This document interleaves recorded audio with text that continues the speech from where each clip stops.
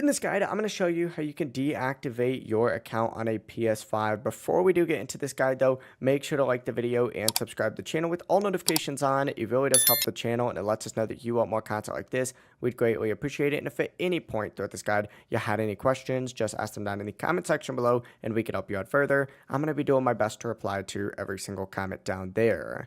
Now you can't fully delete your PlayStation account directly from your PS5 or even deactivate your PlayStation account from a PS5. You actually do have to do this through a web browser on either a phone or computer. So go ahead and open up a web browser and go to the official PlayStation website. Sign into your account and then up in the top right, select your account and hit account settings. It's going to take you to a page that looks like this, and there's usually not going to be a simple delete button inside of settings. So you actually do need to contact PlayStation support.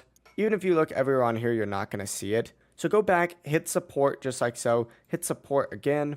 You need to go specifically to this account and security section, and then you're going to see account management. Choose that, find activation, console sharing, and deactivation. And then from here, find deactivate PlayStation account on here. You could just do deactivate a PlayStation console. Hit learn more, right? And then essentially you need to scroll down on here till a little chat icon appears. Select this, and then this is where you tell the PlayStation chat support bot, which should pop up in a separate tab. It might ask you to continue log in again, but essentially just tell them that you are deactivating your account or wanting to deactivate your account / delete it, and they'll walk you through the entire process. But it really is as simple as that. If you guys have any questions, ask them down in the comment section below and we can help you out further. I'm going to be doing my best to reply to every single comment down there. Before you do leave this guide, make sure to like the video and subscribe to the channel with all notifications on. It really does help us out and it lets us know that you want more content. Have a great rest of your day though. Peace.